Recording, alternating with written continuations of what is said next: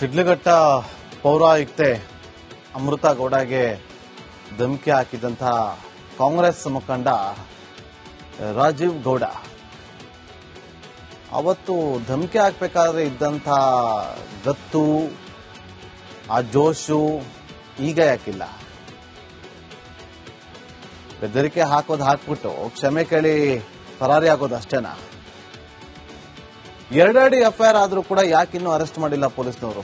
ಅಲ್ಲ, ಪೊಲೀಸ್ ಇಲಾಖೆಯವ್ರಿಗೆ ಈ ರಾಜೀವ್ ಗೌಡನ ಅರೆಸ್ಟ್ ಮಾಡೋದು ಅಷ್ಟೊಂದು ದೊಡ್ಡ ಸವಾಲೇನ್ರಿ? ಯಾರಾದ್ರೂ ನಂಬ್ತಾರ? ಎಂತೆಂತ ಪುಡಾರಿಗಳನ್ನ ನೀವು ಭೇಟಿ ಆಡ್ತೀರಿ, ಇವ್ರು ಸಿಕ್ತಿಲ್ವಾ ನಿಮ್ಗೆ? ಪೊಲೀಸರ ಮೇಲಿರೋ ನಂಬಿಕೆನ ಕಳ್ಕೋಬೇಡಿ ದಯವಿಟ್ಟು. ಗೊತ್ತಿದೆ ನಿಮ್ಮ ಮೇಲೆ ಒತ್ತಡ ಇದೆ, ಪಾಪ ನೀವೇನ್ ಮಾಡಕ್ಕಾಗತ್ತೆ? ನಮ್ಮ ಪೊಲೀಸ್ ಇಲಾಖೆ ಎಷ್ಟು ಸ್ಟ್ರಾಂಗ್ ಇದೆ, ಅವರ ತಾಕತ್ತೇನು ನಮಗ್ ಚೆನ್ನಾಗಿ ಗೊತ್ತು. ನಾನು 8 ವರ್ಷ ಕ್ರೈಮ್ ರಿಪೋರ್ಟಿಂಗ್ ಮಾಡಿದವನು, ಆದ್ರೆ ಅವ್ರ ಮೇಲೆ ಯಾವ ತರ ಒತ್ತಡ ಇರುತ್ತೆ ಅನ್ನೋದು ಕೂಡ ಚೆನ್ನಾಗಿ ಗೊತ್ತು. ಚಿಟ್ಕೆ ಹೊಡೆಯಷ್ಟು ಬೇಕಾದ್ರೆ ಅವನ್ನ ಅರೆಸ್ಟ್ ಮಾಡ್ಕೊಂಬರ್ತಾರೆ. ಇವತ್ತು ಫ್ರೀ ಹ್ಯಾಂಡ್ ಕೊಡಿ, ನೀವು ಬೇಕಾದ್ರೆ ಕೊಡಕ್ ತಾಕತ್ತು ಸರ್ಕಾರಕ್ಕಿರ್ಬೇಕು, ಸರ್ಕಾರದಲ್ಲಿರುವಂತಹ ಪ್ರತಿನಿಧಿಗಳಿಗಿರ್ಬೇಕು. ಪ್ರಭಾವ ಬೀರೋದು ಯಾರ್ದೋ ಶಿಷ್ಯ, ನನ್ನ ಶಿಷ್ಯ ಬೇಡ ಇವೆಲ್ಲ ರೀ. ಒಬ್ಬ ಮಹಿಳಾ ಅಧಿಕಾರಿಗೆ ಆ ತರ ಧಮಕಿ ಹಾಕಿದ್ದಾರೆ ಅಂತಂದ್ರೆ ನೀವೇ ಕದ್ಬಿಟ್ಟು ಸರೆಂಡರ್ ಆಗು ಅಂತ ಹೇಳಬೇಕು. ಅದು ಬಿಟ್ಟು ಸಮರ್ಥನೆ ಮಾಡ್ಕೊಳ್ಳೋದು, ಅಂಥ ಸ್ವಭಾವದವನಲ್ಲ ಅಂತ ಹೇಳೋದು, ಹಿಸ್ಟ್ರಿನೇ ಇದೆ ನಮ್ಮ ಹತ್ರ. ಕಡ್ಡಿಗಳು ಹಿಡ್ಕೊಂಡು ಹೊಡೆದಿದ್ದು ವಿಡಿಯೋ ವೈರಲ್ ಆಗಿದೆ, ಯಾರಿಗೂ ಗೊತ್ತಿಲ್ವಾ? ಸಂಬಂಧಿಕರಿಗೆ ಇವತ್ತು ಸಂಬಂಧಿಕರೇ ಬಾಯ್ ಬಂದಾಗ ಬೈತಾರೆ, ತುಬಕ್ಕಂತ ಹೋಗಿತಾರೆ. ಅಂತವನ್ನ ಸಪೋರ್ಟ್ ಮಾಡ್ಕೊಂಡು ಕೂತಿದ್ದೀರಿ, ಅರೆಸ್ಟ್ ಮಾಡಕ್ಕೂ ಬಿಡ್ತಿಲ್ಲ ಪೊಲೀಸರಿಗೆ. ಸುಮ್ಮನೆ ನೋಡಿ, ಪೊಲೀಸ್ ಇಲಾಖೆಗೆ ಬೈಬೇಕಾಗುತ್ತೆ. ಎಫ್ಐಆರ್ ಆಗಿದೆ, 3 ದಿನ ಕಳೆದ್ರೂ ಕೂಡ ಕೈ ನಾಯಕ ಸಿಗ್ತಾ ಇಲ್ಲ, ಕಾಣದಕ್ಕೆ ಸಿಗ್ತಾನೆ ಇಲ್ಲ. ಬೆಂಗಳೂರಿನಲ್ಲೇ ಇದ್ರು. ಪೊಲೀಸ್ನವ್ರಿಗೆ ಈ ಕ್ಷಣ ಕೇಳ್ತೀರಿ, 9:04 ನಮ್ದೇನೋ ಹಸ್ತಕ್ಷೇಪ ಇಲ್ಲ, ಗೋ ಹೆಡ್ ಅಂತ ಹೇಳಿ ಯಾರು ಇವತ್ತು ಪ್ರಭಾವ ಏರ್ತಿದ್ದಾರಲ್ಲ, ಅರ್ಧ ಗಂಟೆಯಲ್ಲಿ ಅವನ್ನ ಲಾಕಪ್ ಒಳಗಡೆ ಕುಂಡಿಸ್ತಾರೆ. ಕೈಗೆ ಕೋಳ ತೋರಿಸೋ ಕೆಪಾಸಿಟಿ ನಮ್ಮ ಪೊಲೀಸ್ನವ್ರಿಗಿದೆ. ಆದ್ರೆ ಅವ್ರನ್ನ ಕೈಗೆ ಕೋಳ ತೋರಿಸುವಂತ ಪೊಲೀಸ್ನವ್ರಿಗೆ ಕೈ ಕಟ್ಕೊಂಡು ಕುತ್ಕೊಳ್ಳಂಗ್ ಮಾಡ್ಬಿಟ್ಟಿದ್ವಿ.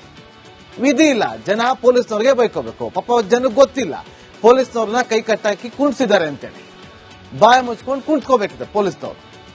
ಶಿಡ್ಲಘಟ್ಟದಲ್ಲೂ ಇಲ್ಲ, ಬೆಂಗಳೂರು ಮನೆಯಲ್ಲೂ ಕೂಡ ಇಲ್ಲ. ಇಲ್ಲೇ ಎಲ್ಲೋ ಸುತ್ತಮುತ್ತಲು ಯಾರ್ದೋ ಮನೇಲಿ ಇರ್ತಾರ ಅಷ್ಟೇ, ಎಲ್ಲೂ ಇರಲ್ಲ, ಗೊತ್ತಿದೆ. ಇವತ್ತು ಸಂಜಯ್ ನಗರ ಮನೆಗೆ ಬಂದಿದ್ರು ಶಿಡ್ಲಘಟ್ಟ ಪೊಲೀಸರು. ವಿಧಿ ಇಲ್ಲ, ಬರಬೇಕು, ಎನ್ಕ್ವೈರಿ ಮಾಡಬೇಕು. ನೋಡಿ, ರಾಜೀವ್ ಗೌಡ ಪತ್ನಿ ಸಹನಾ ಜೊತೆ ಫೋನ್ ಕಾಂಟ್ಯಾಕ್ಟ್ ಅಲ್ಲಿ ಇದ್ರಂತ. ಆದ್ರೆ ಸಹನಾ ಅವರು ಪೊಲೀಸರ ಪ್ರಶ್ನೆಗೆ ಉತ್ತರವನ್ನೇ ಕೊಟ್ಟಿಲ್ಲ ನೆಟ್ಟಿಗೆ. ನೀವು ನನ್ನ ಗಂಡ ಮಾಡಿರೋ ಸರಿ ಇಲ್ಲ, ಕರ್ಕೊಂಡೋಗಿ ಒಳಗಾಕಿ ಅಂತ ಹೇಳ್ಬೇಕು. ನೋಡಿ, ಇವತ್ತು ರಾಜೀವ್ ಗೌಡನ ಸ್ಥಾನದಲ್ಲಿ ಬೇರೆ ಯಾರೇ ಇದ್ದಿದ್ರು ಕೂಡ ಹೀಗೆ ಮಾತಾಡ್ತಾ ಇದ್ದಿದ್ದು ನಾವು, ಹೀಗೆ ಮಾತಾಡ್ತಾ ಇದ್ದೆ. ಯಾಕಂದ್ರೆ ಒಬ್ಬ ಹೆಣ್ಣು, ಒಬ್ಬ ಮಹಿಳೆ, ನಾವು ತಾಯಿ ಸ್ಥಾನವನ್ನ ಕೊಡ್ತೀವಿ, ಅಮ್ಮ ಅಂತ ಕರಿತೀವಿ. ಅಂತ ಅಧಿಕಾರಿಗೆ ನೀವು ಧಮಕಿ ಹಾಕಿ ಬೆಂಕಿ ಹಚ್ಚಿಬಿಡ್ತೀನಿ, ಚಪ್ಪಲಿ ನೋಡ್ತೀನಿ.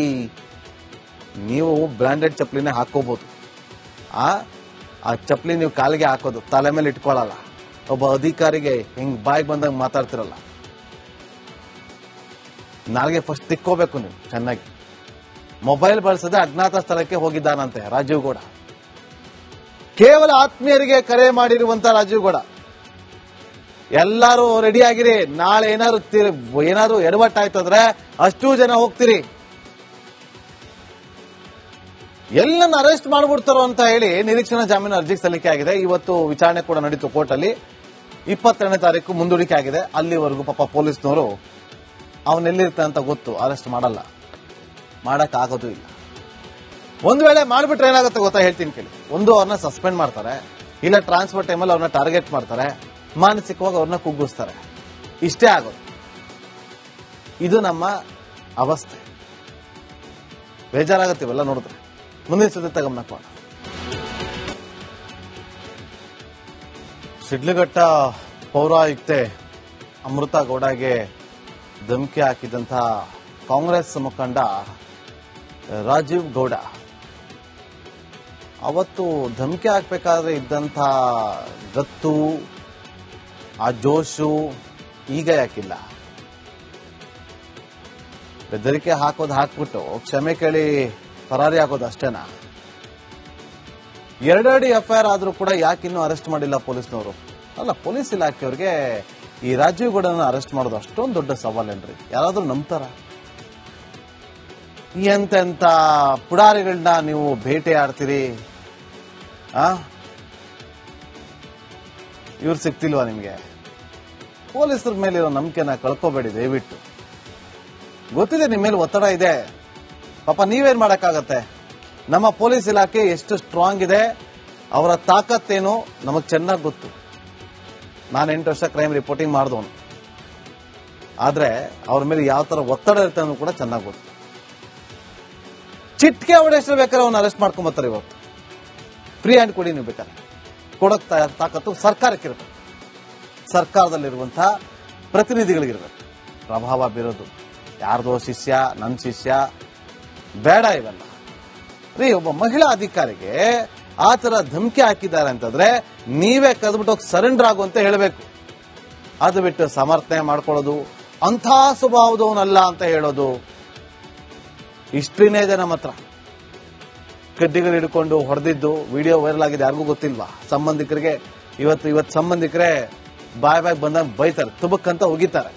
ಅಂತವನ್ನ ಸಪೋರ್ಟ್ ಮಾಡ್ಕೊಂಡು ಕೂತಿದ್ದೀರಿ, ಅರೆಸ್ಟ್ ಮಾಡಕ್ಕೂ ಬಿಡ್ತಿಲ್ಲ ಪೊಲೀಸರಿಗೆ. ಸುಮ್ಮನೆ ನೋಡಿ, ಪೊಲೀಸ್ ಇಲಾಖೆಗೆ ಬೈಬೇಕಾದ್ರೆ ಎಫ್ಐಆರ್ ಆಗಿದೆ, 3 ದಿನ ಕಳೆದ್ರೂ ಕೂಡ ಕೈ ನಾಯಕ ಸಿಗ್ತಾ ಇಲ್ಲ, ಕಾಣೋದಕ್ಕೆ ಸಿಗ್ತಾನೆ ಇಲ್ಲ.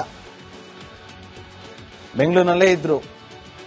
ಪೊಲೀಸ್ನವ್ರಿಗೆ ಈ ಕ್ಷಣ ಕೇಳ್ತೀನಿ, 9 ಗಂಟೆ 4 ನಿಮಿಷ, ನಮ್ದೇನೋ ಹಸ್ತಕ್ಷೇಪ ಇಲ್ಲ, ಗೋ ಹೆಡ್ ಅಂತ ಹೇಳಿ ಯಾರು ಇವತ್ತು ಪ್ರಭಾವ ಏರ್ತಿದ್ದಾರಲ್ಲ, ಅರ್ಧ ಗಂಟೆಲಿ ಅವನ್ನ ಲಾಕಪ್ ಒಳಗಡೆ ಕುಂಡಿಸ್ತಾರೆ.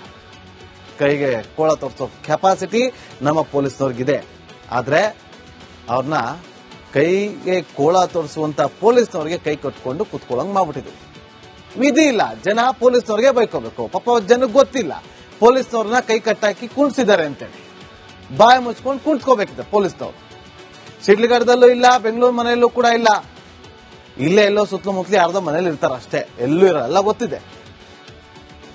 ಇವತ್ತು ಸಂಜಯ್ ನಗರ ಮನೆಗೆ ಬಂದಿದ್ರು ಶಿಡ್ಲಘಟ್ಟ ಪೊಲೀಸರು. ವಿಧಿ ಇಲ್ಲ, ಬರಬೇಕು, ಎನ್ಕ್ವೈರಿ ಮಾಡಬೇಕು. ನೋಡಿ, ರಾಜೀವ್ ಗೌಡ ಪತ್ನಿ ಸಹನಾ ಜೊತೆ ಫೋನ್ ಕಾಂಟ್ಯಾಕ್ಟ್ ಅಲ್ಲಿ ಇದ್ರಂತ.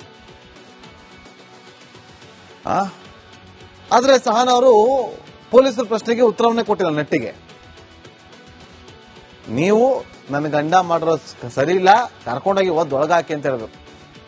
ನೋಡಿ, ಇವತ್ತು ರಾಜೀವ್ ಗೌಡನ ಸ್ಥಾನದಲ್ಲಿ ಬೇರೆ ಯಾರೇ ಇದ್ದಿದ್ರು ಕೂಡ ಹೀಗೆ ಮಾತಾಡ್ತಾ ಇದ್ದಿದ್ದು ನಾವು, ಹೀಗೆ ಮಾತಾಡ್ತಾ ಇದ್ದೆ. ಯಾಕಂದ್ರೆ ಒಬ್ಬ ಹೆಣ್ಣು, ಒಬ್ಬ ಮಹಿಳೆ